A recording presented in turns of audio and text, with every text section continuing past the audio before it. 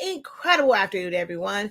How are you guys doing? I am Shakia, the professor of HSINK365. We are the home of the amazing brand, Honestly Speaking, which carries the best sublimation ink and paper, which our sublimation paper allows you to sublimate as low as 365 degrees, as fast as 30 seconds. No cover sheet required because it absolutely does not bleed out through the back. So it's a part of that newer technology for sublimation paper. It's also a high release sublimation paper. So you get amazing colors without having to use so much ink. And then our on SpINKing Sublimation ink comes in 140 milliliter bottles, so you get more bang for your buck.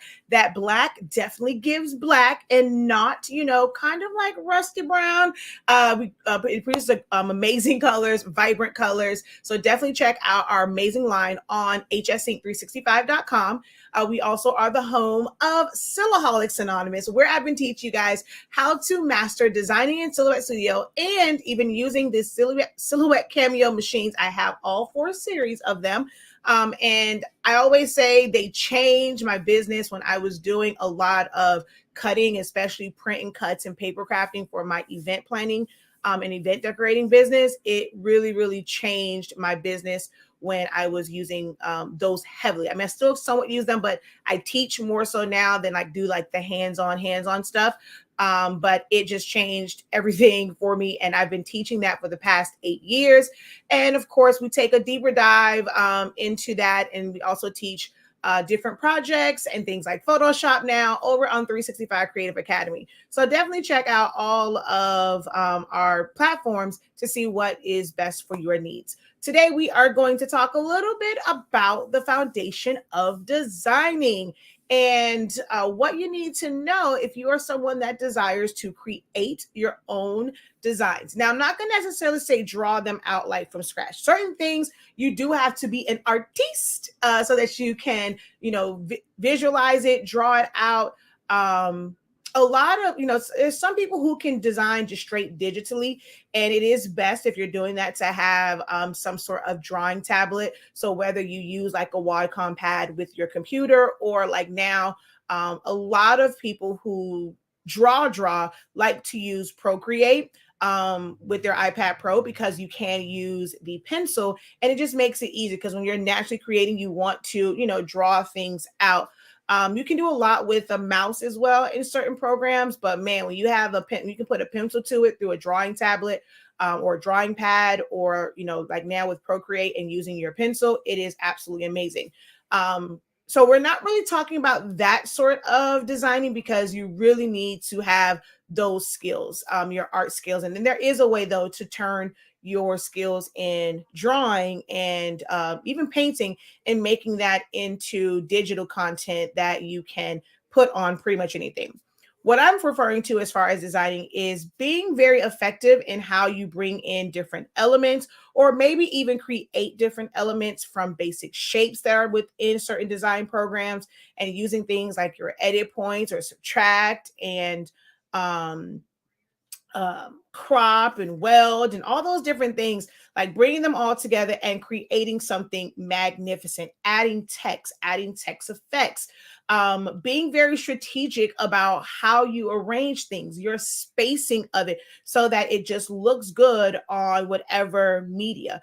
If you have something where you want to use the same elements, but you want to put them on different items, the template of it will change, because the sizes are different. You have some things that are square, some things that are like rectangle in shape, but they are landscape. Something are portrait. Some things are rounded. When you get pictures, you're going to have some pictures that aren't so great as far as, how much they give you. Like, was it a full body picture? Did it have a lot of other stuff to it? Was their arm cut off? Was their head cut off? What was the color on the picture? Did it have a bright glare? Like, there's so many facets to designing. And you have to be aware of certain things that are just fundamental. It doesn't matter. Like, we're going to take away whatever design program you are using, whether it is Silhouette Studio, Photoshop, Illustrator, Flexi, Inkscape, GIMP, Affinity Designer, Affinity Photo, Procreate, PixArt, Corel Draw, Photoshop Elements. I'm trying to literally think about all the ones at some point or other I've kind of put my hands on it. Let's say GIMP, I think I did. Even if you want to use Microsoft Word, right? There are certain things that you can do because they have features in there, like adding glows. They have their word art in there. They allow you to bring in pictures. So you can do a certain level of graphic designing in even Microsoft Word. Or I've actually done some stuff, it was just to play around with it and bringing their things in and just doing it on an Excel spreadsheet just to print it out. Like that was kind of cool. But no matter what program you're using, and no matter what the features are, you still have to kind of look at designs from a certain way and kind of have an idea of how you want them to come together. And to make it where it is eye-catching, you have to understand some basic fundamentals about how you set your designs up. And that is one of the things that I push heavily. You have a lot of creators, and some of you guys can learn better from saying, okay, I want to learn these tools in like a real world situation. Like I want to learn the tools while creating a design, right? How many of you guys out there are like that? So let's go by a show of threes. Y'all know, because of HSINK365, we love the numbers 3, 6, 5, and 0. So by a show of threes, how many of you guys are those who you either from experience or you prefer to learn designing by like maybe taking a class or watching a video where it's like a full-on project and you're doing it? So let's see, who is that kind of learner? You rather be designing like an actual project. Hello over here. Hello. Thank you guys for jumping on. If you guys can go ahead and double tap that screen for me, I would greatly appreciate it. So I'm going to get to your threes and stuff. Let's see. Hello. Incredible afternoon, everyone. Thank you guys for jumping on. Don't forget to give the video a thumbs up. Hello. Hey, just say thank you for watching from West Virginia. And then we have someone from Western Wisconsin. Hello, thank you for joining. Hello. So we have a three.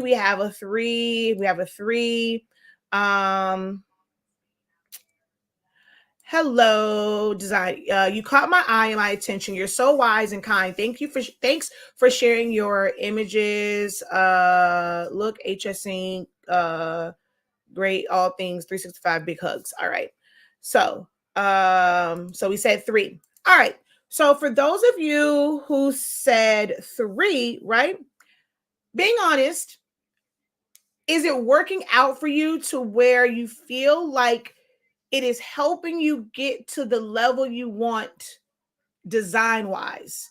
Do you feel, I'm not sure like how many times you've kind of done it, but being honest with yourself, do you feel like it is actually helping you and you are further along than when you first started?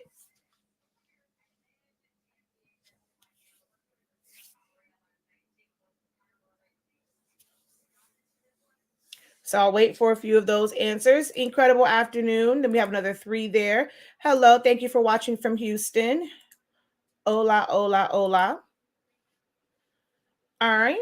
And then the next question after that would be, for those of you who didn't answer 3, do you find that you fare better with learning the tools, learning the principles, learning the why, not just the how? So if you are teach me the why so that I can fully understand, put a 6. So if you are someone that feels like you learn better for designing or for anything by learning the why, not just the how, put a 6. Someone said, no, ma'am. Okay. Thank you for being honest. Hello, I am doing incredible today. How are you, Mr. Live Your Dreams? So where are I want to know. Wait, now you put a 3 now. Now you can't have both now. Where are I need to know the why, not just the how. And I want to start I want to start on the foundationals. Like I feel like I can understand it better if I understand what this tool does. Okay, so we got a couple 6s. All right. See, y'all are my people. Y'all are my tribe. This because that's kind of how I am. I need to understand why something does, so that, because you can learn, right? Someone can go and they can show you, and you can take a class, or you can watch a video, you can follow it step by step. And especially if you're using those exact same images that they have, you just might excel at it, right? But what happens when it's like, okay, I got this. I think I know I'm going to try this on my own with my own images that aren't perfect. Sometimes we do classes, some people do classes, they're going to give you perfect images. And it's like everything's just going to fall in line. It's just going to be great. But what happens when in the real world you don't get those? So now you're trying to figure out, okay, all right, well, they did this, my picture's different, but let me do this, and it's just not working.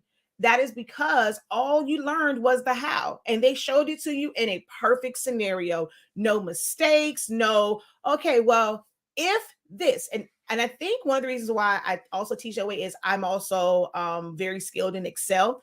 And so when you do formulas, right, you can build things up, and it's like you have like certain formulas, if blank, if, and then you'll put in like the cell equals da da da da, then this. So I used to build like extensive Excel spreadsheets and stuff, which is why my pricing calculator is absolutely amazing.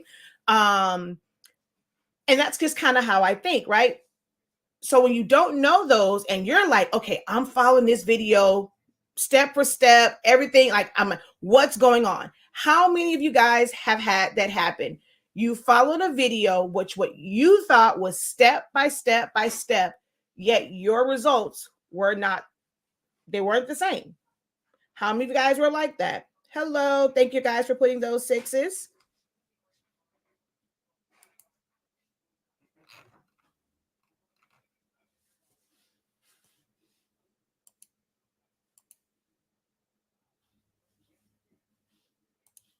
All right, hold on. Let me.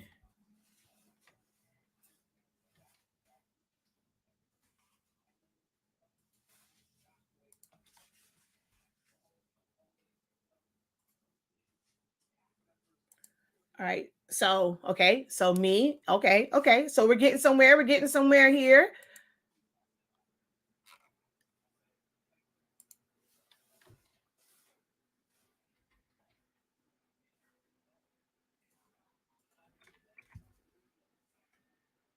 Okay. Hold on. I forgot to do the at everyone. So at everyone. There we go. All right. So the reason why this ends up happening for you guys, when you feel like you followed it step by step by step, sometimes we're missing things. Like I had a session, right? And it was something really, really simple. So when I was saying remove the color, they translated that as take down the transparency instead of hitting the icon that is to like where there's no color in it. So when you take down the transparency, yes, you can see through, but if you're doing something like cropping or subtracting or different things, once you take that transparency up, you're not getting the results you want. So you can really be missing a small step. And when you don't understand why something is happening, in my 30-day training, I have this one part set up where I have this little speck that you really can't even see hidden behind certain parts of it, and it's on the worksheet. So when the students go and select it and they subtract, everything goes away. And I did that intentionally because it is to show that you have to know how to work yourself out of that. So if everything went away, that tells you, if you understand how subtract works and it subtracts from whatever's on the bottom, that means somewhere there's like a little ghost piece somewhere and you selected that. And that piece is really small and everything subtracted to that small bit.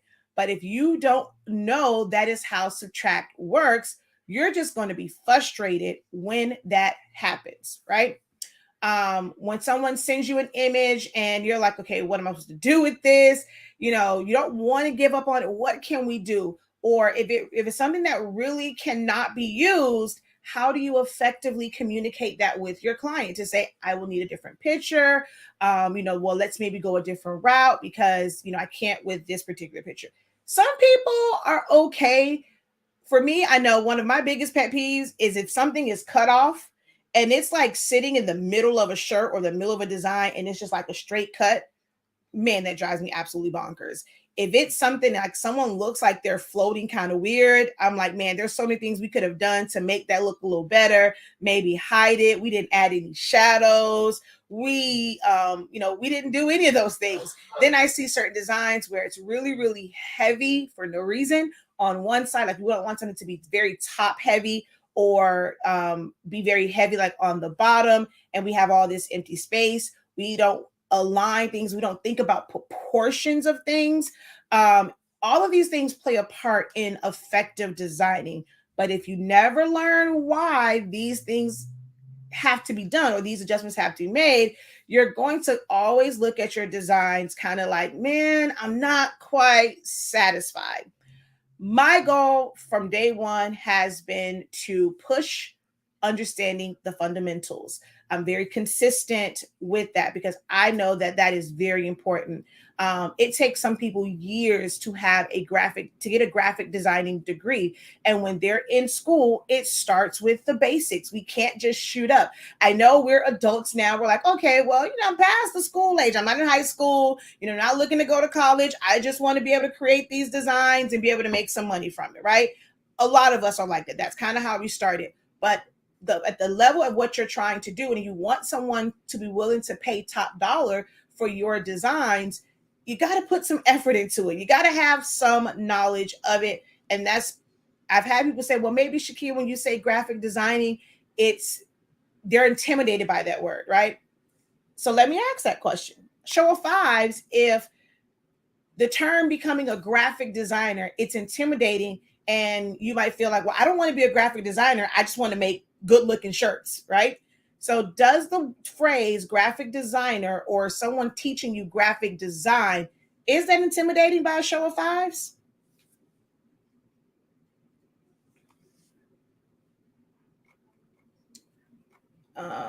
So let's see what's over here.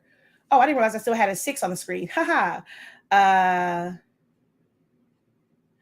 Okay, but if I'm taught why I'm doing what I'm doing, then it sticks with me. Okay, I need to understand the why so I can know how to use the how. I know how to do some things with the software, but I honestly don't know why it works or doesn't work. Okay. Hello from Dates today. Y'all know I'm in Miami Gardens. I have not been getting my notifications. Sorry for not being here. Yeah, it's been kind of wonky. Like even today, it's a little bit,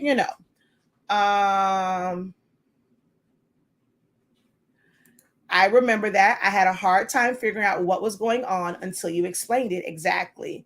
Yes, I love that you teach the foundations of Silhouette Studio. And that's the thing too, right? I know people are looking for certain keywords, right? If you want to learn it from Silhouette Studio. So I try to use it, but what I teach really is the foundation of designing. I teach the foundation of like the tools in Silhouette Studio, but even if you take those concepts and you apply them to other programs, it really is the same.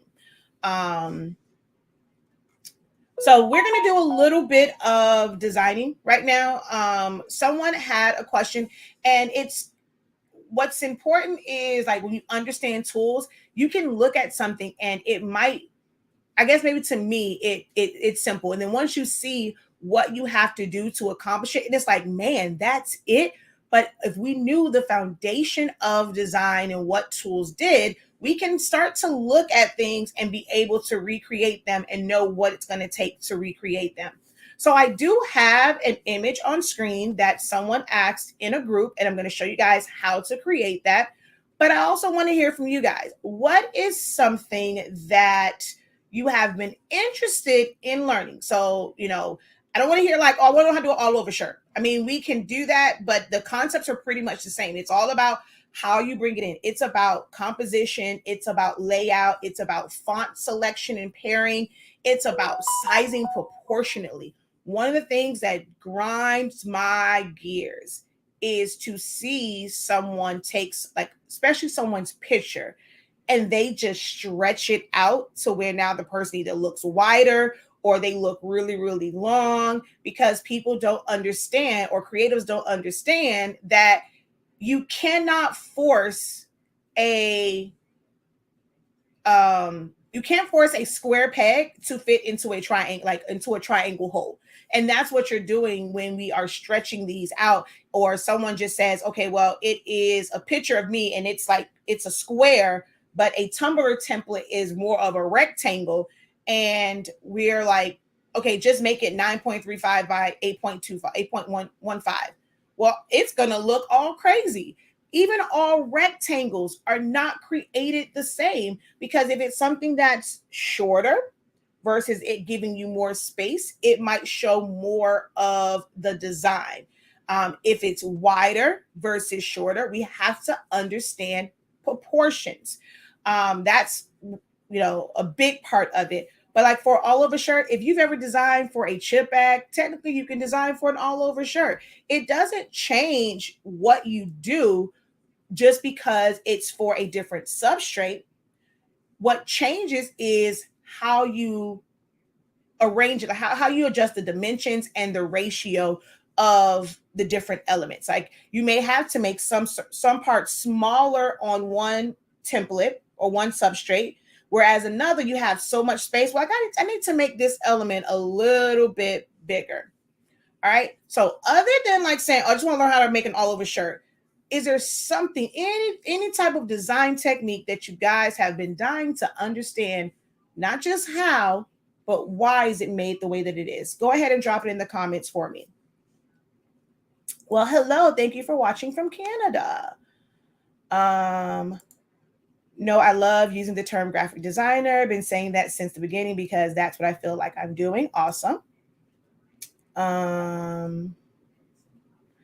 Incredible afternoon. That's the man of the hour. If you guys saw my video yesterday, this is the young man that that video is about. If you haven't, please go check that video out and you'll know what I'm talking about. If you go watch my last video on any of my YouTube channels or Facebook, you'll know who that is. So nice to see you here and in good spirits.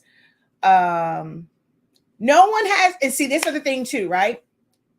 Do I intimidate y'all? Like, I'm no, for right now, I'm being very serious because my mom says sometimes she feels like you guys don't want to say anything because I'm intimidating, or like the way that I design, when I put certain things out there, you guys feel like it won't be up to par, or I'm going to talk about your designs. So I don't know. Like when I'm doing these, is there any reason why there are certain questions that you guys just don't answer?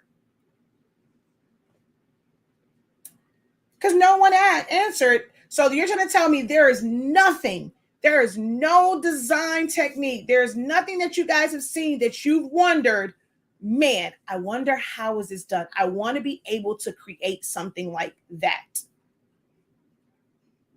Is there anything in particular to know about subbing on shirts that are not white? You will not get true colors. The darker the color, you're going to end up just getting dark colors. So if you press onto like red, it's just going to always be dark. You're just not going to get those colors because ink is translucent. And you will need to put it on a white base transfer. So whether it's glitter HTV, easy subli, dark transfer, subli cotton, subli flock, things like that. I want to learn how to design for my tumblers. That's not, I mean, what type of design are you trying to put in your tumblers? Are you trying to put pictures? Are you trying to do something with like glitter or animal print? Is it, just words? Like, I mean, I literally have, I forgot my phone not disturbed. This is a tumbler. This is designed for this tumbler, right? And I put together all of these elements, every last one of them were, even though this was kind of, this one, I don't know. No, this was typed out with the font, but they were vegan. So putting this on there, tracing the castle, I made the ears. So I had one Mickey one, and then I used the sketch function to make that, like all of the stitching. So this is a tumbler design. This is a tumbler design. So I did not create the backgrounds because some other amazing graphic designer who wanted to sit there and blend colors made the background and drew out the animal print and put the little glitter pieces there. Could I technically do these? Yes. Do I have the time for it? No. So I'm always going to get me a really good background. But this did not come like this. So I arranged this. This background was not a part of it. It was these words, but set up a different way. I added this part. I added the fade. I added that. I rearranged the words on here. So that's a design. This is just brush strokes. So this is another design, like that's designing for a tumbler.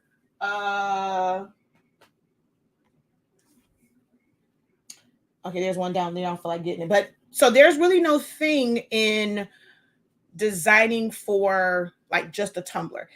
Isn't it illegal to use Disney designs? So it is to each their own, to take their own risk. It's a lot of stuff that we do that technically it can get you in trouble as far as with those particular companies, and you can be sued. Is it something that will necessarily get you jail time? Not really. You can get sued, get a cease and desist, and you can either stop, and if you choose to still do it, they're going to just take civil action compared to criminal action. And it's up to each person on what you do with that and whether or not you are selling it. I never said whether or not that was for sale. I said I created it. So that's just up to you and what you do. And I don't mess with anyone because look, if they get a cease and desist, they get a damage letter. Honestly speaking, you don't have to pay for it. If I get one, none of you have to pay for it. So I pretty much stay out of fuck business.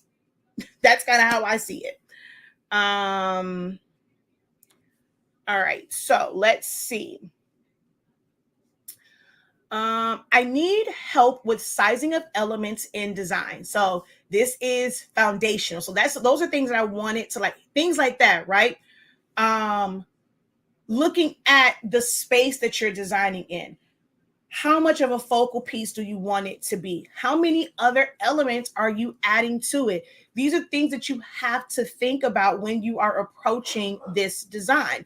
And so when you say designing element, I mean sizing, man, it's so many facets to that, because are you just saying like just sizing it for a shirt is because you're going to mix it with other elements and you're trying to figure out, okay, what's the right proportion? Well, what are you designing it for? If it's for a shirt, do you want it to be a pocket design? Do you want it to take up as much space as possible? What size paper are you using? That's a big thing. You know, are you trying to design it where, okay, I don't want to piece together a bunch of papers. I want to be able to design this, get the best size and like max out my size for this particular paper. And even so, y'all see how many different, like it's layers. There's no way that you are going to master it by taking one class. This is something that you have to, if you want to be great at designing, you got to have a relationship with it. The same way that we work on relationships with our family, with significant others, with friends, you're going to have to work at it. You're going to experience so many mistakes. You're going to have some things you're going to look at and be like, what in the heck? You're going to scrap some. And one of the things that I want you guys to take away is not if it's, you make a design, and if your client does not like it, if you do not like it, do not look at that as a failure. There's so many times where I've designed and I've scrapped it. You have artists who will create things and scrap them. You have musical artists who will create a whole song, everything, and be like, okay, it's not going to make it to the album. But in every time that you create something, you really are perfecting your craft.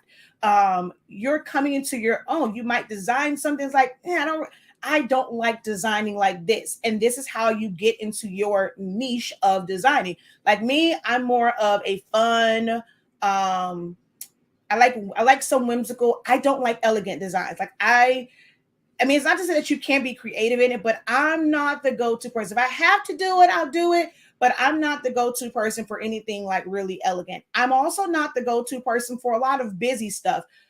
Y'all just don't know how much turmoil I put myself through when I designed that HBCU design, because I felt like it was so busy. So like, you know, there's a lot of people that have the Super Bowl shirts and they have like way too many players. There's some people that wanted to put the entire Super Bowl on the shirt. So they got players from both teams. They got pictures of Rihanna. They got Rihanna big, like it was a big one, a small one, a full body. And they got they got the stadium in the background. They got the Super Bowl numbers in the front. They got the foot. Y'all literally put the entire Super Bowl. Like they put everything on this shirt except the concession stands. Like I'm not that person, right? I have a friend that does events and she likes busy tables. I'm one where I want to have nice focal points. I want to draw your eyes to certain things. I don't want it to be like, okay, where do I kind of look? There's designing in everything. So it just depends on like, have you gotten into like your groove of how you like to design? So design those things. Let it be stuff that's like, okay, it may never see the light of day. You're the only person that sees it. But don't see it as a failure because you did not get to use it, because you probably learned something and gained something from doing that design. I have a lot of designs that you guys have never seen, probably will never, ever, ever see, but I love designing. I will sit at my computer and it's not for an order.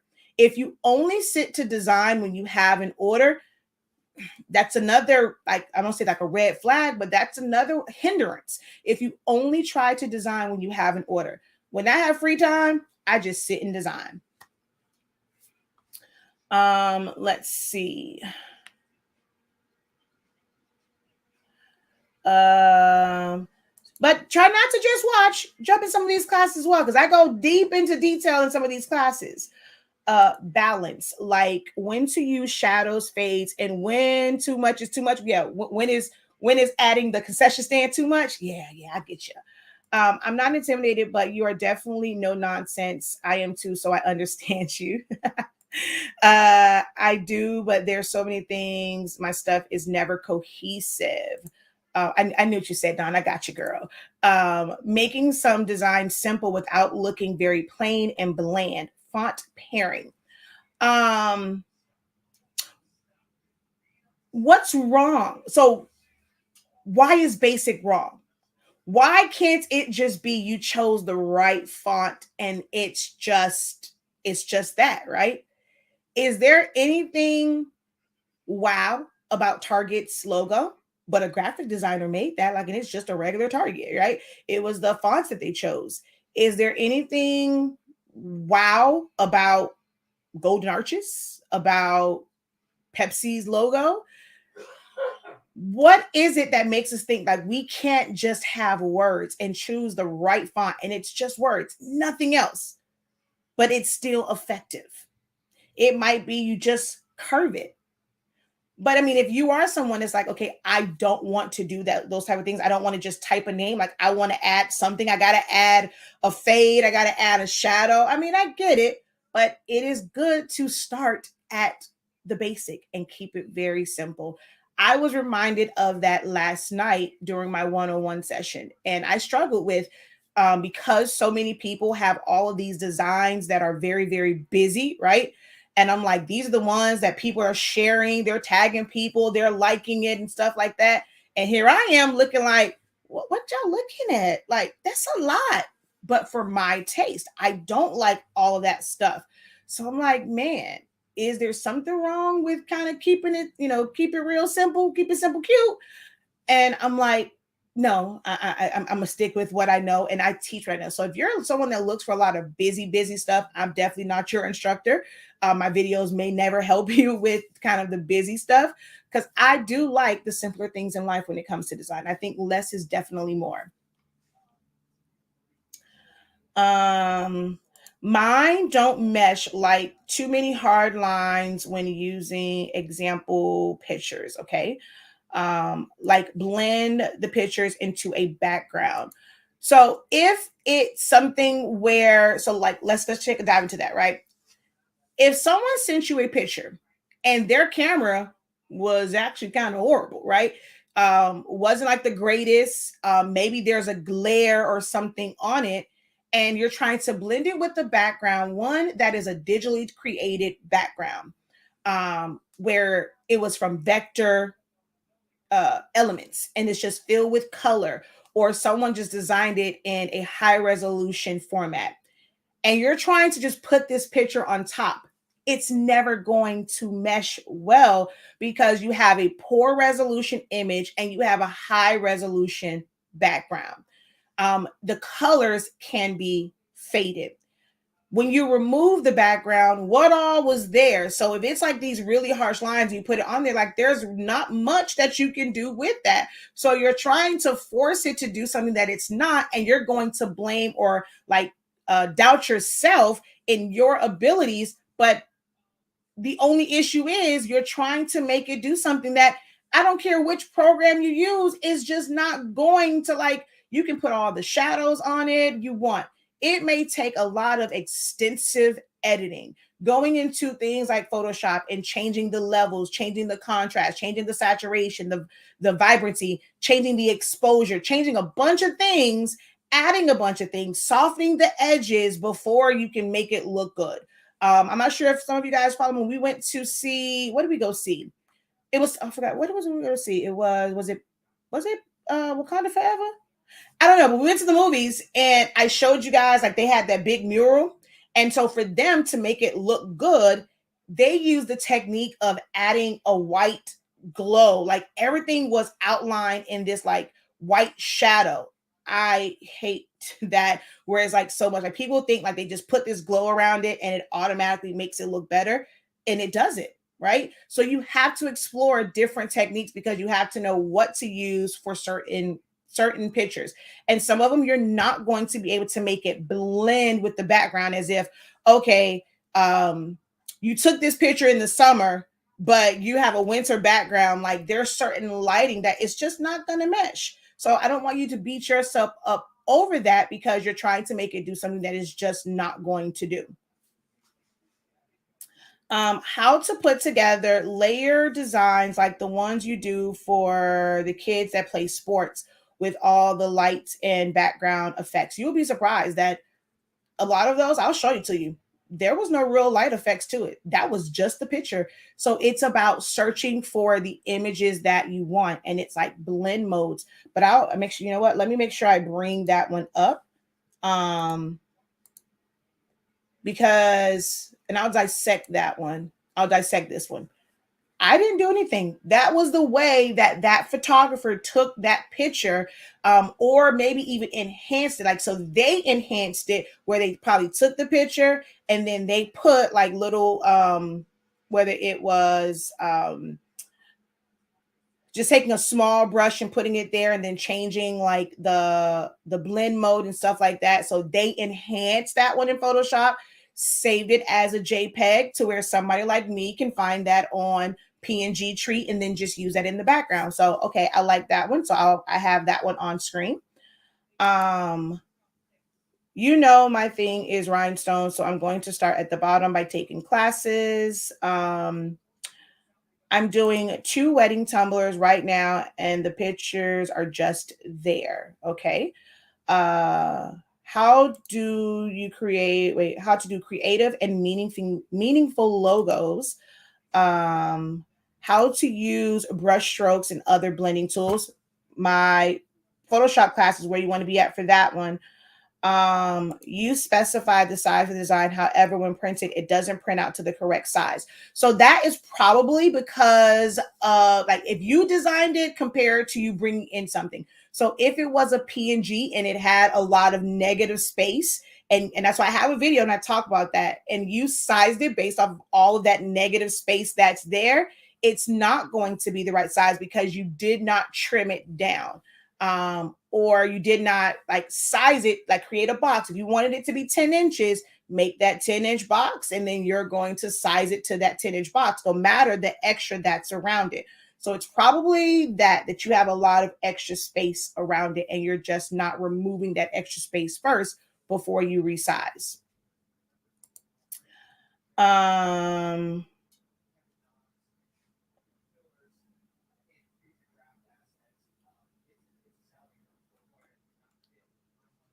How often, okay, so you feel like you've taken class, but you're not great at designing. How are you trying to just do it yourself? If you're new to designing, and this is for you and for anyone else, you're brand new to designing, maybe your creative level is not there to just look at something and just create it. Are you going and looking for inspiration and designs that catch your eye and trying to figure out, like, not even saying trying to figure out, you're making an attempt to recreate that. I did that last week when I saw the advertisement for Nike, and I was like, okay, well, let me do this. I just want to grab any shoe And then I tried to create that same like look with it. And I chose a different shoe on purpose. I chose a different font, but kind of the same layout. How often are you doing that? That wasn't for an order. That wasn't for anyone. I saw it as soon as I got to the office. I said, "Ooh, I want to just redo that." And I just did it. And that is how you help your design skills. Again, doing something that's not for an order, getting inspiration. It's not that you're stealing someone's design. Like if you're not there yet, it is just taking it and just trying to recreate it to get an understanding of the tools and functions. We got to get out of this, like some people and how they say like, oh, you're stealing someone's stuff. No, I'm just perfecting my skills. Um, yes, I am streaming on a different. I'm always on YouTube, and that's why I'm not looking at you guys. You can look at them. Well, I can't turn it, but yes, I'm on Facebook and YouTube. So if you want to watch the playback of this, you can go to my YouTube, Honestly Speaking, or Sillaholics Anonymous. Finding my design style is something I'm trying to work on. And that's the thing that goes right into that, right? Because you are trying to find your style. We are so afraid to look at something else and try to recreate it because we're thinking, well, I want my own style. But if you don't know your style, you don't know what really talks to you, what speaks to you, what resonates with you, how are you going to develop that style? So get some, like, find some things and just try to recreate it.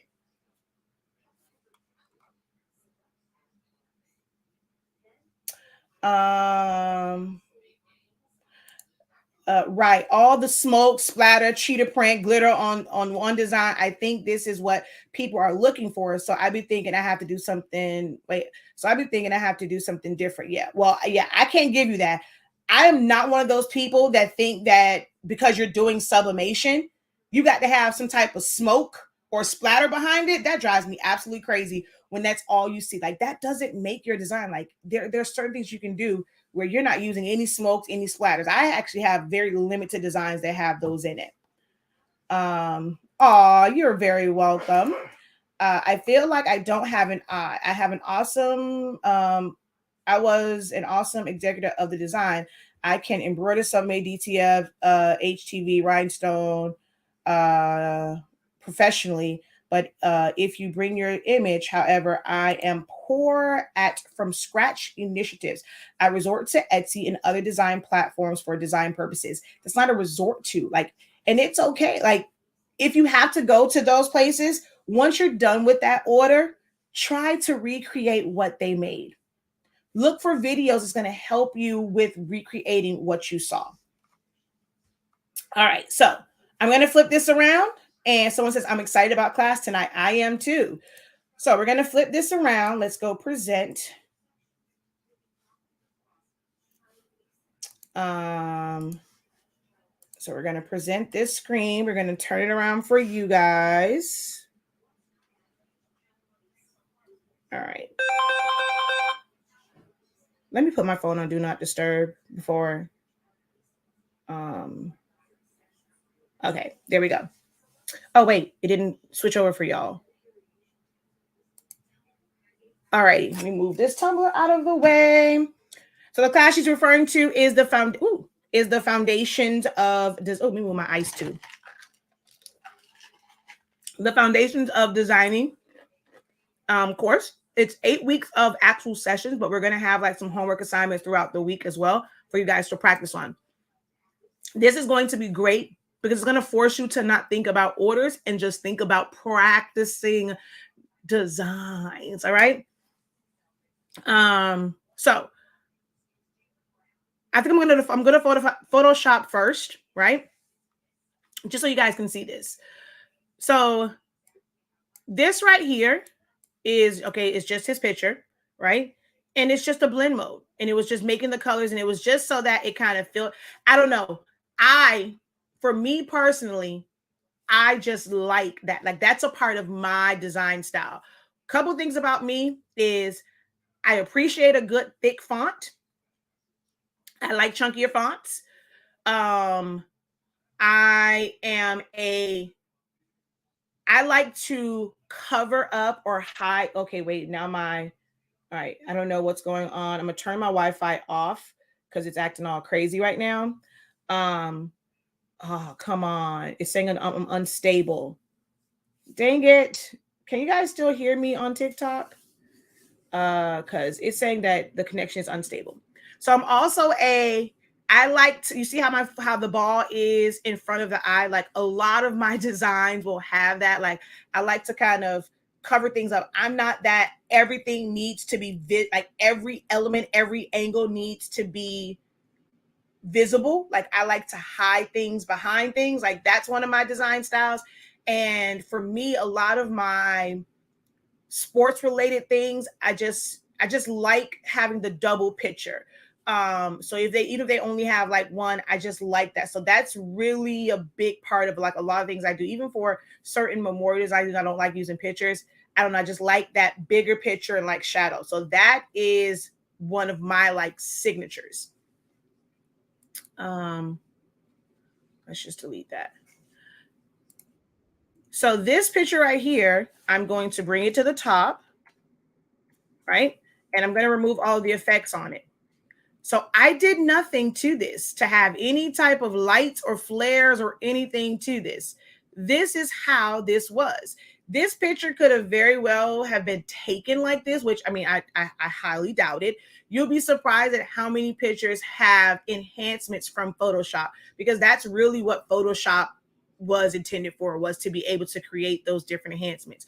It might be to where, there's certain settings on your camera where you can have it pick up stronger lights, and like the lights will stand out more. So someone can either take a picture of a stadium and maybe the way the lights are and the setting that they had on their cameras. So that goes back to understanding photography.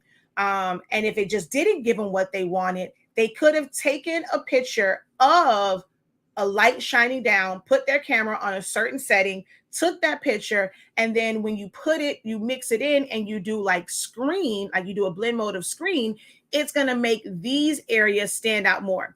And the reason why I think this was an edited picture, if you really pay attention to this, the way that from the light source, the way that it flares out going down and then out this way, it is identical to this one. And that's just rare. Like lights aren't going to give you the same exact reflection, right? If you look at this one right here, it's just a light flare, and they went in and they put them in different places to enhance it. So I didn't do this. Now you can do this if you get flares. I mean, if you want to create your flares, it's a couple different layers. It's mixing Gaussian blurs. And some of us, because you are not this is something that's created by someone who is, I want to just be a graphic designer that's creating elements that others can use. When you're trying to create, but you're also like create designs, but you want to use that in shirts, tumblers, chip bags, or whatever, you still have to create that part of your business.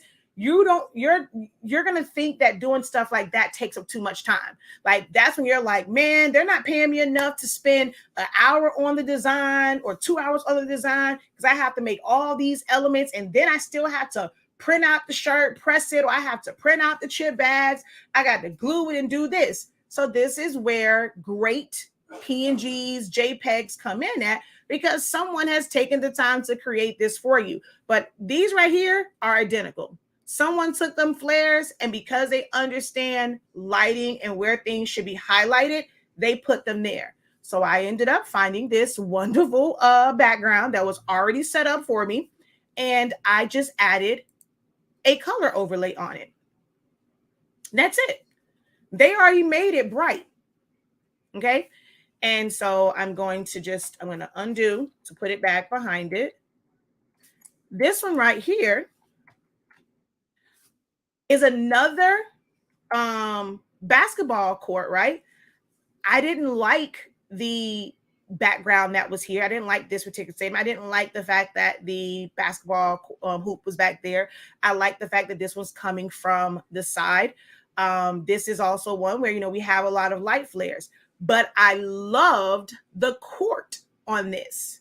So I just use it, and it's to the back of the layer, because this one is covering on the top.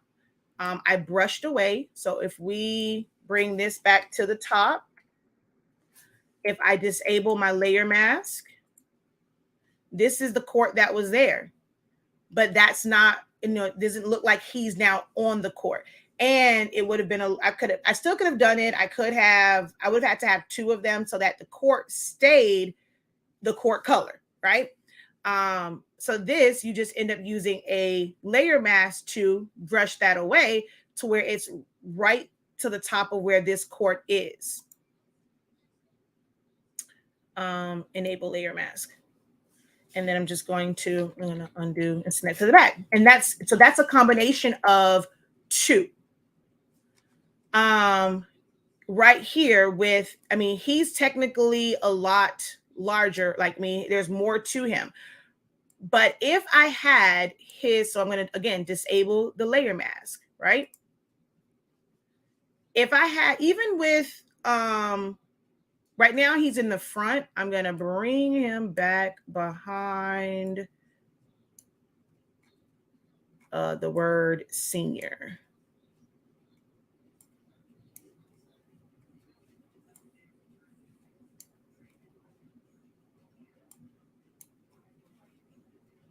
And see, most of you guys are going to watch this right now. You're not going to go back and you're not going to take notes. And this is why your designs won't improve, because you watch it for entertainment. It's like, but how many notes do you guys write when you're hearing someone talk about techniques and why they make certain decisions? Are you writing those down? You have to write that stuff down and have notes. I preach and push and push. You gotta have a notebook. And you, by the end of it, you might have, I can go and show you in our cabinet. I have about 5 idea notebooks and things like that. I'm always writing stuff down. Your brain ain't gonna remember it all. You have to write it down. You have to.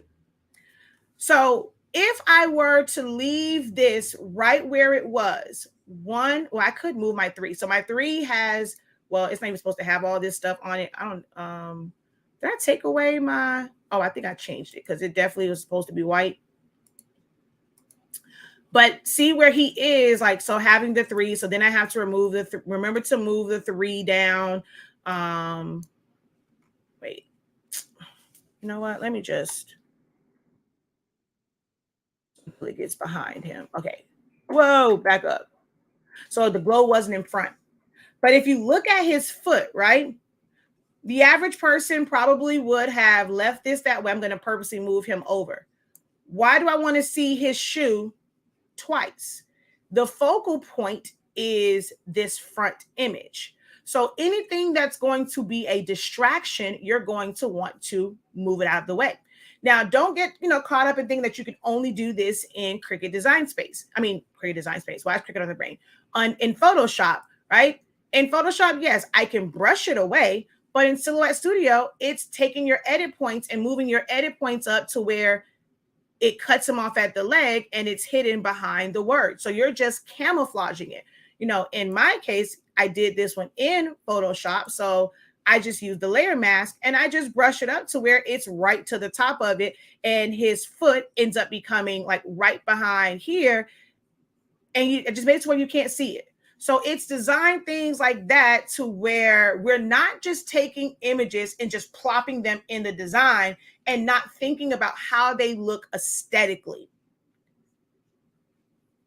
You can see here, even though I have this part here, his foot comes over here, I add a little shadow. Even the positioning of this image, I don't know, I could have put the 3 over, like way over here, right? So if I was hell-bent on everything has to have its own space, nothing can be overlapping, and I need to change this because it's driving me crazy with that color. Let's take that off, and let's take off the color overlay. And let's move this to about there. So if I was hell-bent on everything needs to have its own space, it needs to stand out, this 3 would end up being way over here. Either that, or I would have to make this 3 smaller so that it did not interfere with his picture. Some people may be okay with that. I look at it, and just because of how I like to design, it just seemed it was a weird placement for me. So I wanted the 3 to be bigger, and I don't want it right close to the edge. So like I said, I do a lot of my designs kind of have this, it's okay to kind of cover it up type. Like, I don't know, that's just how I design. A lot of mine will kind of have that, and I like thick fonts. Um, so like right here, this is what I was trying to show y'all the other day. Using the pen tool to where I didn't have to necessarily erase that. I just kind of created my pen tool to where I erased the 2. Oh, I think this might be, did I rasterize this one? Because why do you have, oh no, that's still in text mode. Oh, I must have erased it. I just realized there's no layer mask on this one. So I guess I must have erased that one. Oh, I normally don't. I normally have a layer mask. That's kind of weird that I erased that part. Even so right here, right at the bottom, there is a darker shadow. Well, guess what's there? So I, the way the basketball was, there is, this is not his basketball, because you can see where, actually, no, this one might be, let me see, hold on. No, that one's not his basketball. That was from somewhere else. But I wanted more of a shadow. Like, I wanted the natural, like, shadow of it. And I took another, actually, what picture is this? Hold on. Oh, I've already edited this out. No, I think this was just a regular basketball, but it had this other shadow on it. So it's camouflage behind it. So where I have that, and it's just a matter of putting that there so that it can give me the darker shadow. There was a different court here and you can see it better. I just never took it off, but it's things like that. Like, when you guys are looking at designs, it's not what you think. Sometimes there are things hidden behind, and I'm not sure, you can probably see the shadow, but oh wait, let me see. Actually, no, you can't tell the difference. So that's without the shadow. And I wanted that area to be a little bit darker because I wanted to make it look like he was bouncing the ball. His ball didn't have, well, on this one it's not so bad, but his ball didn't have enough shadow for me. And what I didn't feel like it was really bouncing off the court. So I ended up just taking another one. And I could have done this with different blurs and blends. And I'm like, I ain't got time to do that. I took a basketball that had the shadow that I wanted. I squished that sucker down and boom, I instantly made that darker. And now you can see more of the green in that space. So it's little things like that. Like, it's not always what you think it is. There's little hidden things here and there that's going to make designs pop.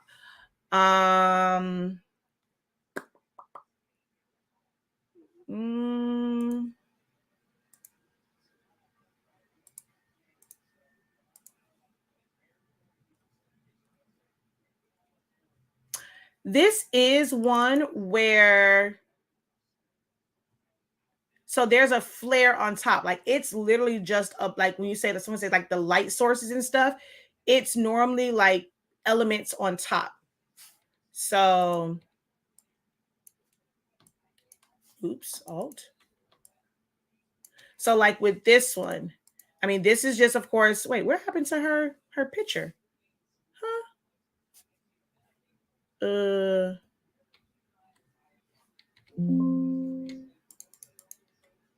Oh, when I was doing the what's name, I moved it down here. I'm like, what? And I was showing them a difference yesterday when I was showing them the difference in artboards. I was like, wait a minute, where did her picture go? Okay, there we go. Okay, so this is made up, again, y'all see, I just kind of like that whole, that's my whole thing, like just the double picture. Like, I don't know, it just does something for, and it just kind of, so I think part of it too is wanting to break up certain things. So without this picture here, I mean, I have the blue space. I can take the school and I'm going to disable the layer mask. So, I mean, this wouldn't be like so bad, but the trees, I'm like, I didn't really care for the trees. So this comes into, how do you edit down? Do the trees add to this? Like, or is my focal point just identifying the school name? I don't need those trees there, right? So we remove it, whether it is doing a soft blend with like, using your brush tool in something like Photoshop, or I can still do this in Silhouette Studio and just adjust my edit points because I'm going to have something else over. Like I would have in Silhouette Studio, I would have done this with the blue fade bar over it and then put her picture there. But in Photoshop, I can just brush it away. So I'm going to put the mask back. So now I'm left with this big old blue spot there. So what do I put there? That's when I add the other image. And then it's over enough to where she's not just kind of here and I have all this blue space. It's moving it over where her hair, like this gets lighter here. So now as I move it over, her hair is kind of there. So it literally looks like it blends in. I kind of wish I would have covered up. I would have brushed this away a little bit more to get rid of the security alarm. I literally just realized that security alarm, not alarm, that security camera was there. Now, technically I would have, that's a little bit too harsh. 500 ain't enough. Okay. Brush that away a little bit.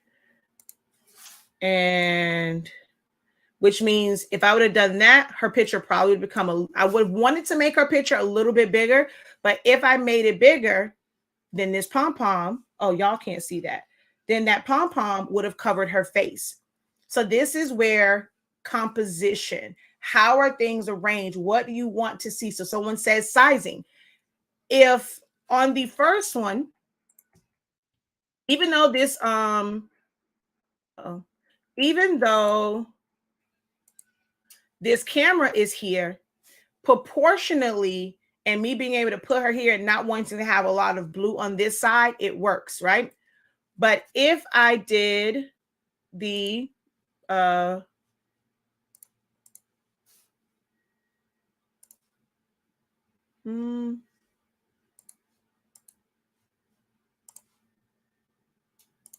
if I brush this away, right? And now this is giving me too much blue on this side.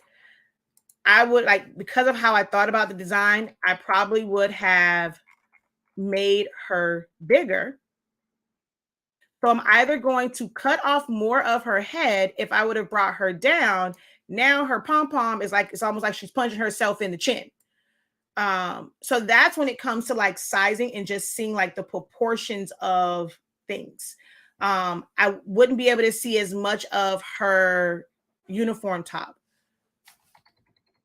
So I probably, in hindsight, I probably would have left the security camera there because I like seeing her, her uniform top, her pom-pom was not up her nose. And I just had, it was a nice blend of the two, right? So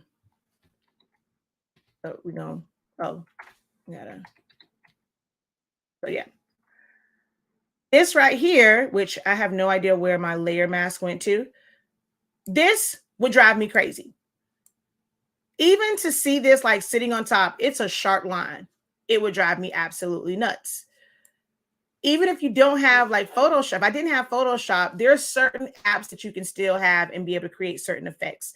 I would have gone to PixArt, or I would have gone to blur edges, or I think it's blur edges, and I still would have had this blur off some of the bottom of this edge. So we're going to come here, we're going to come in here, and we're going to oh wait, wrong thing. Where is the wait, why are y'all not grouped together? Hold on. Okay, I don't know what happened with that. Why are you here? For real, why are you here? I don't know how that happened. Okay, let's see. Are you the, okay, you're the white. You're the, okay. So I don't know how this got ungrouped. So let's group this together. Done. And then we're going to put a mask on the group. And see, now I don't have that, the black was showing. Before I was just doing the blue area. So now that's not such a harsh line. But we have to know that that is what the layer mask does, right? So we have to know the why, not just the how. Now for me, this is something that I cannot do in Silhouette Studio as far as like the embossing and getting those different shadows and kind of like 3D look. So I end up, I would end up doing this in Photoshop. And then if I really wanted to just still design in Silhouette Studio, I would take it over there. Little things like the glows, right? Why do you use glows, or when would you use them? Well, I want to have white, but this is a very dark background and it's busy. So if I take that effect off, it gets lost. So we add effects to it to make it stand out off of the background. Okay. And then this right here, man, wait till you see. So this is all about blend modes. These are the things that make Photoshop kind of great to learn. So I'm going to just bring that to the front. I'm going to disable my layer mask, and I'm going to turn off my effects.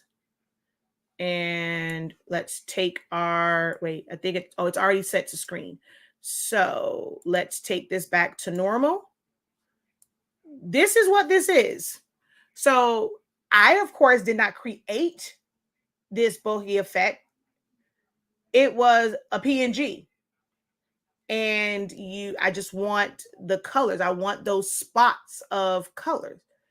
So in Photoshop, whenever you have black and you do screen, anywhere where there's black, it basically disappears. So right now it's on normal.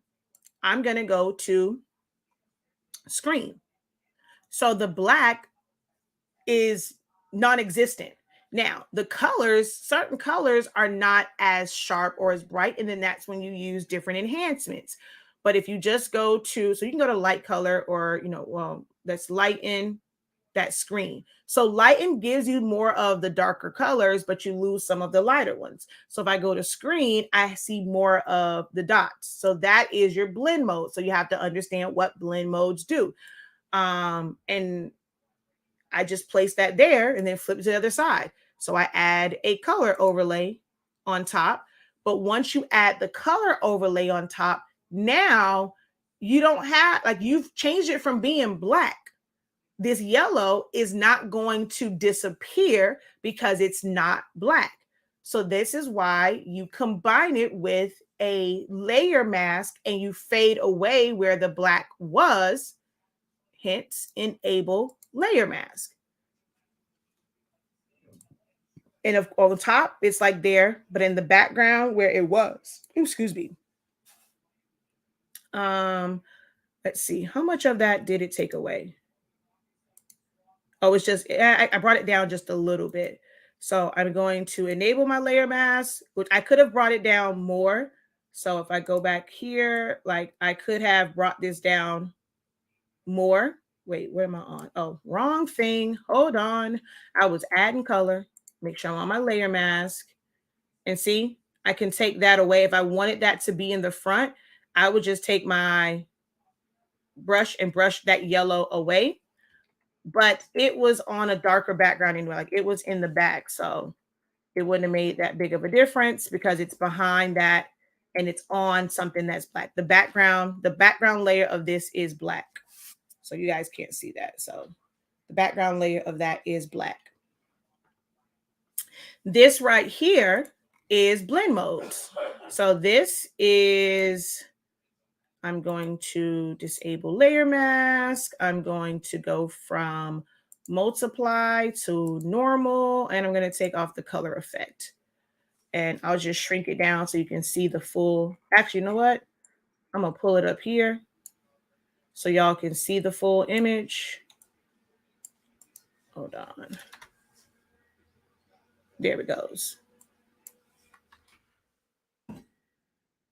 So this whole thing is what is creating that line. But if you look at the, where is it? If you look at the layer mask, I removed all of this part up here because I just wanted the light flares. I'm not going to try and create these light flares. I don't really care what the color is. Photoshop allows me to make it whatever color I want. So when I guess when people say, well, I'm looking for elements, I'm looking for certain things, it depends on which program you're using. I'm not even gonna say, if you use Silhouette Studio, you technically can still change the color because you can change it with hue and saturation, but you just can't blend it out, right? But if you created it, like I can take this, I can blend the top of it and then upload this as an image that someone would purchase because it has the blended part out, because I have commercial use for these. So I can blend it out. So now you can use it in Silhouette Studio because I've made it ideal because I gave you a transparent top and you can change the bottom to whatever color you want. So this is, so that's the original, right? We're going to first go, and I teach in Photoshop that you'll kind of know, like from the word, what it does. It interacts with the background, but sometimes you would go through each blend mode because you probably think one thing in your head. You might come across one of like, oh, I kind of like that little effect. So normally when I'm designing, I go through all of the blend modes to figure out which one is going to give me the look that I really, really, really want. And this one was multiply. And then with the multiply, we're going to enable the layer mask. And then we have our color overlay. So I made it blue. So that's that little flare that's going there, and it's kind of over her. And the decision to make it where it was in front of her versus it being behind this one, it's just texture. Designs are about textures, and there are a lot of ways to create those textures. How you make your design pop is figuring out how to add textures.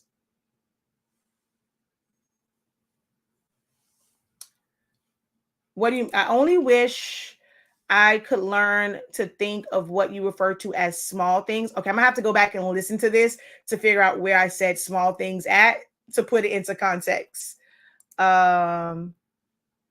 This is so amazing to me. Design goals. Okay. And when you guys are saying design goals, right? Or designing goals, not every class is going to be able to teach you this like step for step, idea for idea, concept for concept. You can learn a lot just from someone breaking down. Like, I want to have classes where it's not about you actually clicking on it. And some of the foundations of designing sessions or like videos that I will post will be like that. It's not me showing you necessarily how to create it, but it's breaking down a design for you to understand concepts and composition and layouts. So when you come across those, if you go back and you watch this one, slow, pause it, take notes, pause it, take notes.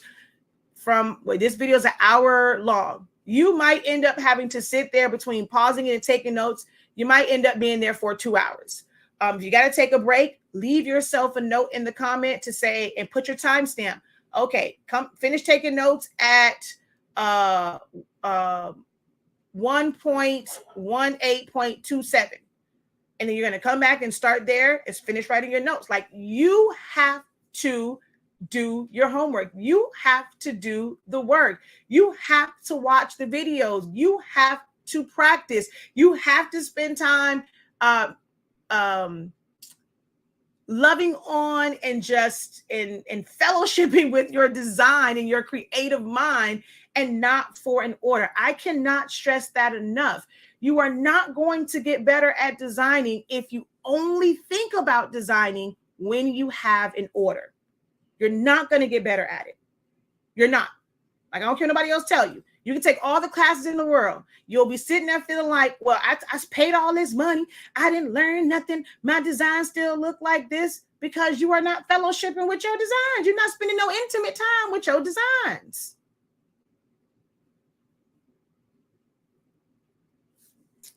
All right. So that's kind of the breakdown of this one.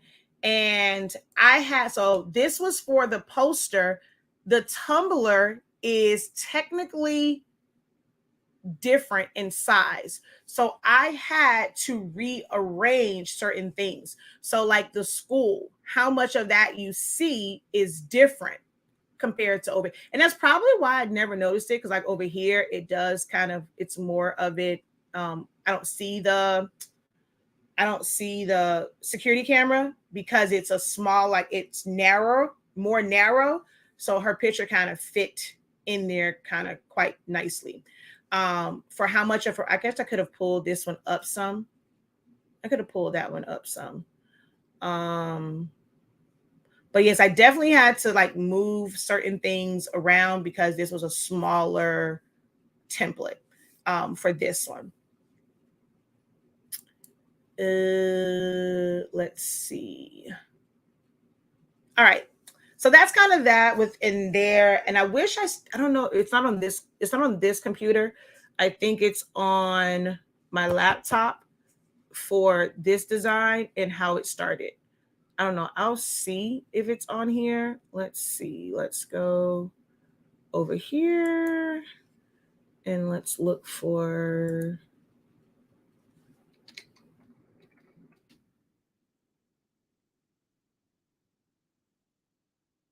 Oh, it is here. I like Photoshop for certain blend modes and stuff like that. But how I like to design, I like having ish everywhere to start with. So my design concepts start in Silhouette Studio, which is why my foundations of graphic designing, where it says on there, it's a combination of Silhouette Studio and Photoshop, because I start them here. So this was that one, and you can see here where you can change the colors, right? At first I thought about going landscape with his instead of portrait. But so here's a look how his poster ended up being portrait instead of landscape. I told y'all I'm addicted to doing this whole little feature right here, right? Well, in a landscape mode and where I wanted his foot to go, I didn't have enough room to put this picture on this side. It looked creepy to me on this side, which it's still kind of bright. I didn't take the transparency down on it. Oh, hold on. Undo.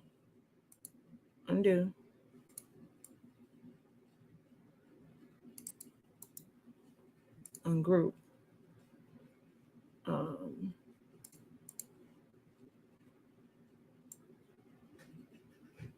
Oh, okay. No, I know what I did wrong. No, that's the green behind it. Did I not make him green yet? Oh, okay. He's not green yet. All right. I never put the green tint on it. I was like, wait, why does that look like that? Okay, never mind. My bad. My bad. I was like, wait. So I'm going to take some of the green down there.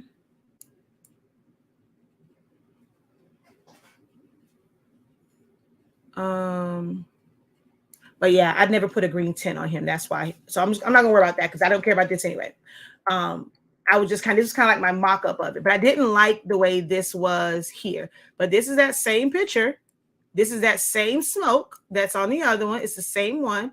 I can take this, go over to my hue and saturation, and I'm going to move that until I get to green. And that will be the green that I want right there.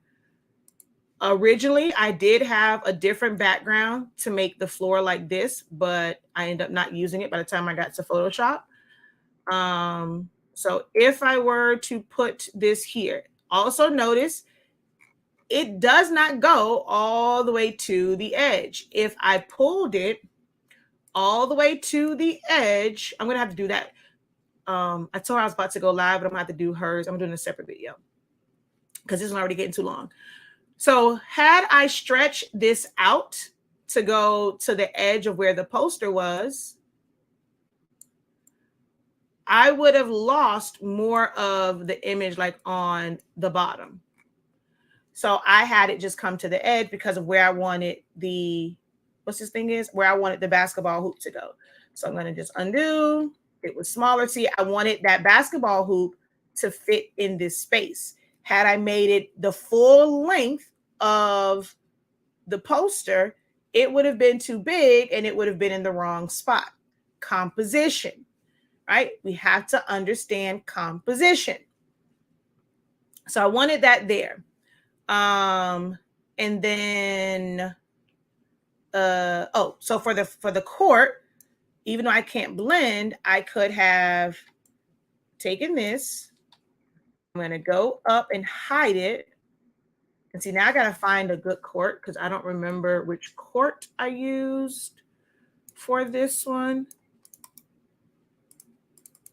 Yeah, I don't really want to use. I'm just gonna, okay, so we're gonna use that one. We're gonna turn our color saturate. I don't think this one didn't have a brown court. I'm just gonna make that, I'm gonna leave that one as a black court, right? Just for the sake of this. And I'm gonna grab my black fade, which file, merge. Actually, I think that's in my library. Cancel, library, black, merge. Now, where'd you go though? I don't know where it's at. Oh, it's right here. Ah, it put it inside there. I didn't want it to do that. You got to make sure that you don't have anything selected. So merge. Okay.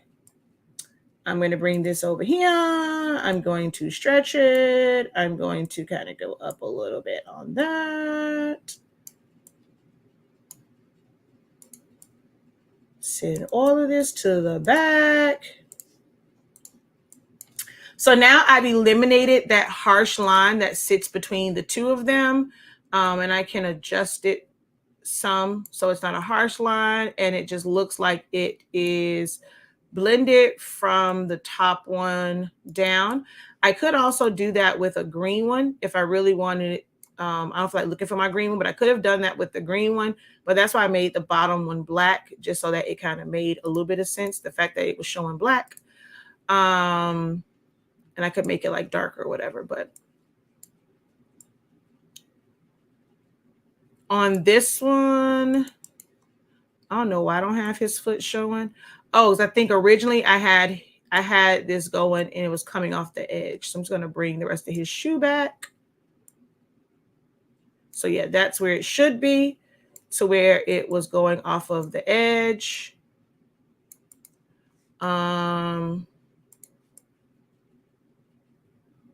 But yeah, anywho, this is kind of how I start my concepts. And so you can see when I changed it to the portrait mode, it made it to where I can put his picture right above him bigger. And I just used Photoshop. And I didn't take the time to clean this up only because I already knew that I wanted to use blend modes. But my concepts start here. I even had this whole concept I created. So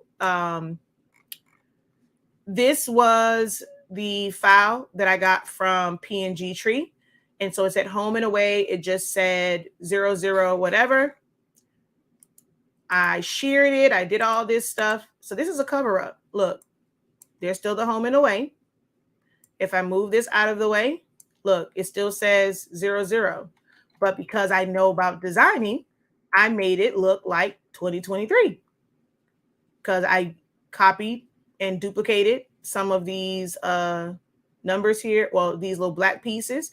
And see right there, I covered up where the 0 is. I just lined it up, which would be the same as cloning. You can use the clone tool. You can use content aware. You can do the same exact thing, cut out one, put it on top, merge it to where now I'm covering up that part of it. I counted how many numbers I needed to cover up to make that look like a 2. And then I created the 2, did the same thing on this side for the 2, and then the 3 has these and those in the middle. I went through all of that. This wasn't like, and this is what, like, hope y'all don't think like I'm bull crap. Oh, and then this part right here to cover up was nothing more than a rectangle. And then I sampled this color and that's what covered that up. So when I say you can design, oh, and then it said class of right here. So originally I had this because I wanted like I wanted a scoreboard in there.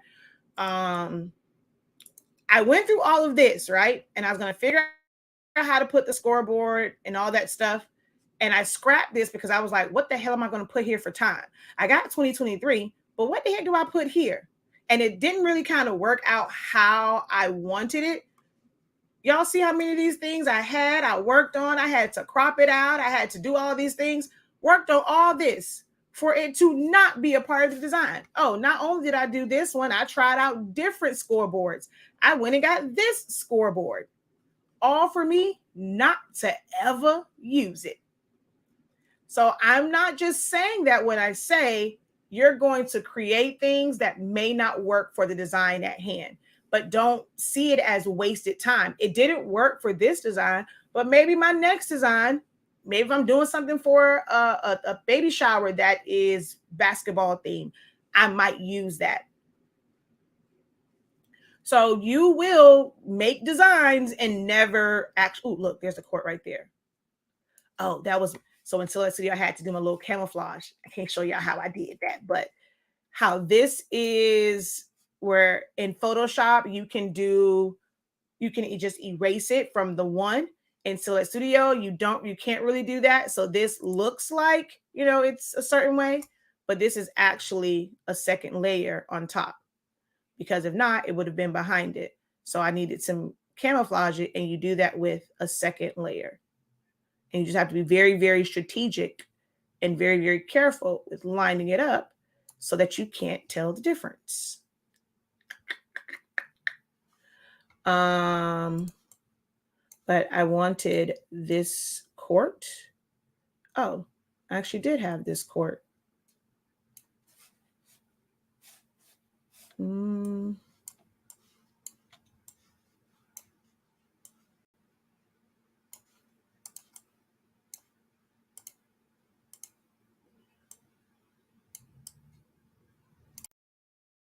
normally don't do this, but because it's just the court, I am going to stretch it out. I don't need the basketball, so we're just going to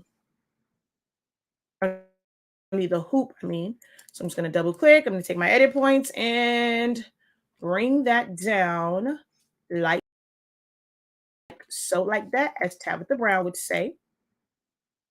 Send all of this. Oh, come on. Send it to the back. See, now I would need a green one because this black just looks weird. So I would need the green one to blend that off.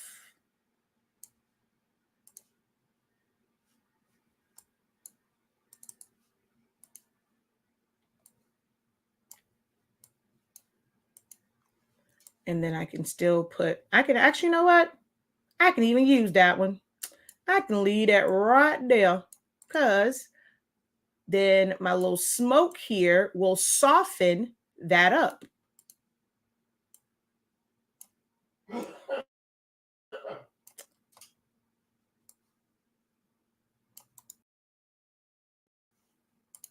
So boom.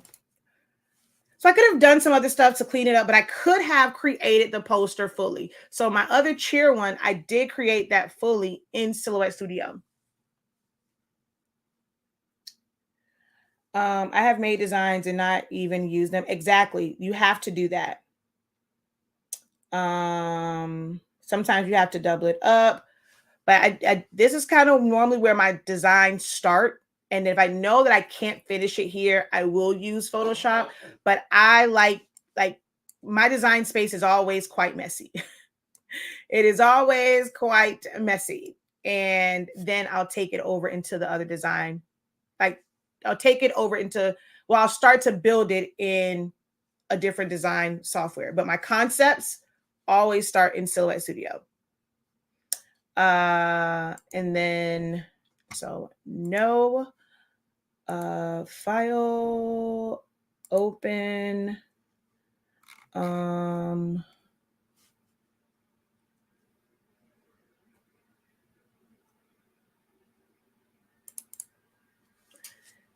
this might shut Silhouette Studio down, but that's okay because I'm about to wrap this up anyway because we've been on for an hour and a half. But these designs that you're about to see were all done except for the background, only because it just blended better from Photoshop. That is the only thing that is not done in Silhouette Studio. So this background right here, only because I wanted those like flares. So that same one on Brianna's, this is that. That same one that is on the top by the school, that is this. The school is there. This is a star, which I'll show you what that is. So, oh, did I delete Brianna's own already? I think I did. Oh, you see this right here? That's what this is, and it's just a blend mode. So that became the background. And I did all this work, right? And then I absolutely despised how it looked once it was on here. So I'm going to pull this here.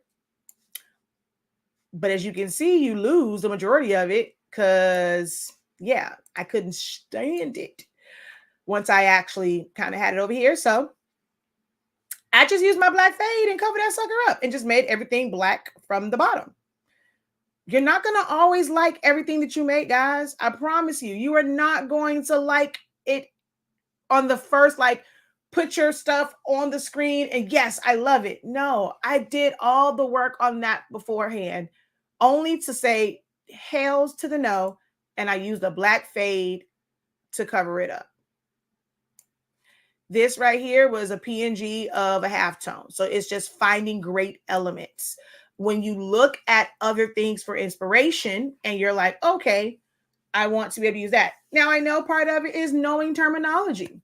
This is where videos like this, if you've never heard this be called a halftone, this is something that you write down. So now you know to go and Google for halftone images or go to PNG Tree and search for halftone PNGs. And there's a bunch of different ones. Some of them are distressed. Some of them are solid colors. So you're just going to look for that because you know that you want to add that element to your designs. So this is just a PNG of that. And this is the same PNG that is... Jayla.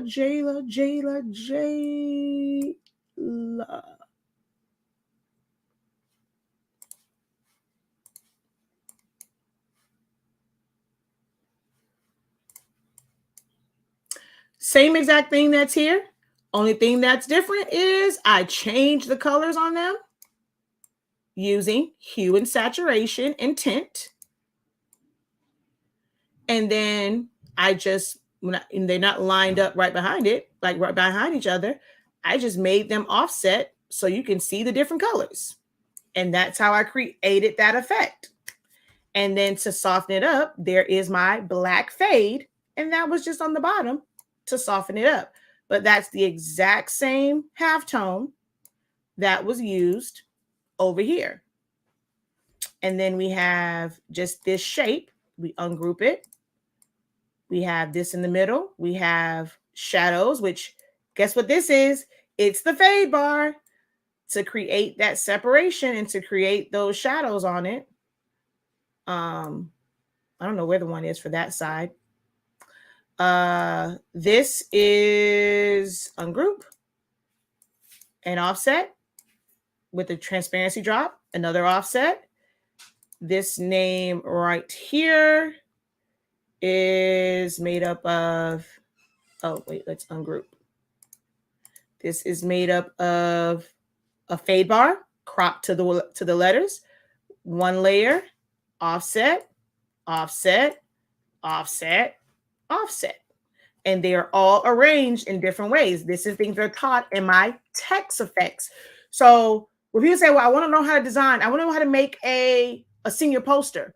Well, this poster incorporate designs from things that you would have learned in my text effects. So if you want to know how to create amazing text effects, you work on improving your text effects, and then you do those techniques and put them in your design.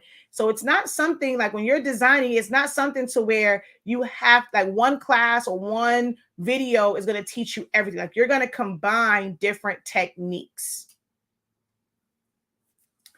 And these were just, it's just flipped. I changed the color on it. This right here, if I show you, so this is what the original file looked like, right? But if, so here's another design, foundations of designing, right? This is the logo that they have. Why did I choose to change the saturation and the gamma on it and make it darker? Why did I choose this orange for the borders if I use this orange in the back? One, it's a balance of color to where everything was not one solid color. Okay. And as far as changing this, I'm just gonna move him down here. It's now that's too many oranges going on, right? To have this one, when we have this orange, because I sampled from the uniform is still kind of bright. And then we have like all of this up here, right? So let's kind of eliminate one of those. I know I'm not going to change this one. I can't change her uniform, and her uniform is where I got the color from the border and for the name. So if we got too many colors going on, what is it that we change? So when we talk about, someone said blending to backgrounds and stuff like that. Well, blending is not necessarily about blending. It's about making it cohesive. So I take this and I went to my gamma and I made it darker so that the orange stood out more. Yes, it made the face darker, but it matched the tones at the top. These are design techniques. These are things that you have to learn about designing, learning not just the how, but not just the how, but the why. So why do we change the color on this? So that our tones match. I've shown in videos that you can go over here and you can change your image effects. I can even change the color on this and make it a totally different color, right? So I can show you that this is what this tool does. It changes the color. So someone asks, well, when do you change colors? When do you use shadows? When do you use offsets? That is learning foundations of designing, understanding concepts, layouts, designs, composition, how to make it cohesive. That's where those techniques come in at. So if you're now say that my class isn't going to, it's going to be some hands-on designing, but it's going to be a lot of breaking these concepts down so that you understand how to put your designs together. Y'all are getting this for the free 99. Think about what she is giving in class. A to the man. Can you save in Silhouette Studio to come back to it even though you're not finished designing? Yes, you can. You're just going to go File. Come on now. Save as. Save it to your hard drive. Title it. And then go from there.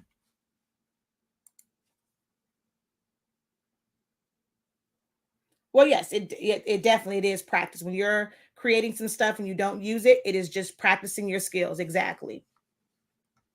But all of this was done. So this whole poster, they absolutely love it. All done in Silhouette Studio. And y'all can see, like I told y'all, I have this whole thing about the pictures in the back. It just fills out the space. I mean, it still wouldn't have been that bad. Like it wouldn't have been bad without it. But I had to also do that because some images were not as great. And so where I had to cut them off at, they couldn't be like super, super big. Like hers was one of the ones where I could have made it big right there, like that. But some of the other ones, I couldn't make it that large. And then it would have been also, if I would have just made it large, I would have had to make the 2023 and the senior smaller, because then she wouldn't sit to the middle. It would have had to be set. So if I put it here, this would have had to be smaller to not cover up so much of it. And then no one had the same pose. So she's going straight up and down. Her head is cocked to the side. She has her elbow up on this one. She has both elbows up. She got two whole pom-poms. So now it's like, what can I do to where they're all different, but I can make them a cohesive design when you're looking at them. So me making them smaller and however they fit in the center was, what fit there. But then we made a bigger picture. You can see more of them off to the side. That's one of the reasons why I also decided to use one of my favorite techniques on these posters. I don't remember. This is not once where we're going to talk about these fonts. I'm not even going to try to remember. So foundations of design. It's not necessarily about this. We'll kind of go over, if you guys have questions, we need to deep dive. Today's the first night of foundations of designing. So you haven't missed anything yet. Tonight is the first night of foundations of designing. And we can dissect some of these things if you guys want to. So foundations of designing happens every Thursday at 7 p.m. Eastern Standard Time. Now, if you want to do Photoshop, you can do that one. That one is on Wednesdays at 1 p.m. We have our creative business on Mondays. So you might need a couple different classes to, get everything that you need for your business. But Foundations of Designing, it's eight dedicated Zoom sessions. But there's going to be homework assignments. There's going to be other supplementary things to help you guys through, like from when we have the session on Thursday, things that you will have to do until the next Thursday, because you guys have to still work on, some of you guys are still working in your business. So you can't attend a class every day or, multiple times a week, because you still need time to work on your orders and work on your business. So these classes, if you're just wanting to focus on design, they're every Thursday at 7 p.m. Eastern Standard Time. My notebook is ready. Aw, thank you. She says signing up now. You have an option for a one-time, or if you're going to do buy now, pay later like Sezzle, there is an option for that on that. You can also pay for it. Actually, no. Foundation of Design is every 2 weeks. But I had to cancel the one for last Thursday. So for this month, it is this week and next week. But in March, you'll see it's every 2 weeks. But it is still, it's 7 sessions. Teresa, no, you don't. You just hello. Did you forget that you won access to every single class I drop? So you don't need it. But I thank you for wanting to pay for it, though. Girl, you got like, I don't know how many classes you have on there. You have access to every single class because you won that in the anniversary giveaway.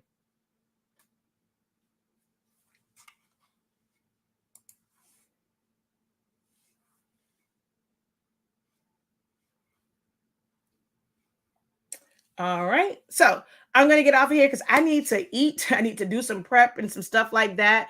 Some stuff for the class. I will be back right before class. Class starts at 7.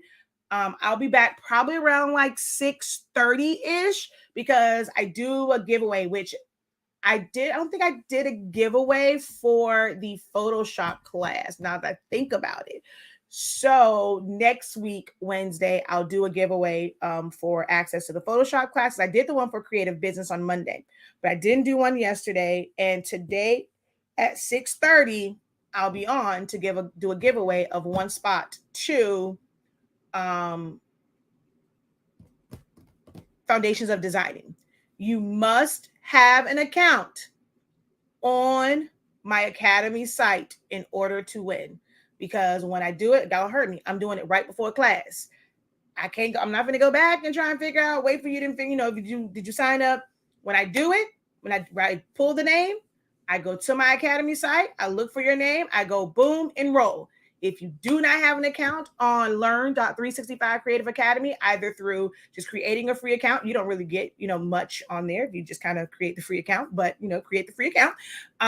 Or if you've taken a class already, you will be eligible to win one spot. If you pay, can you still win? No, I don't do refunds. So if you want to wait, you can wait. If you're already in it, I just pull somebody else's name.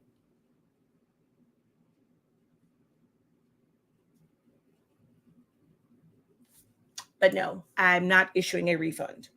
Yes, 7:00.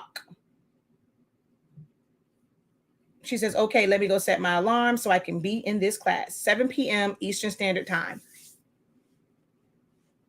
So I will be back live at 6:30.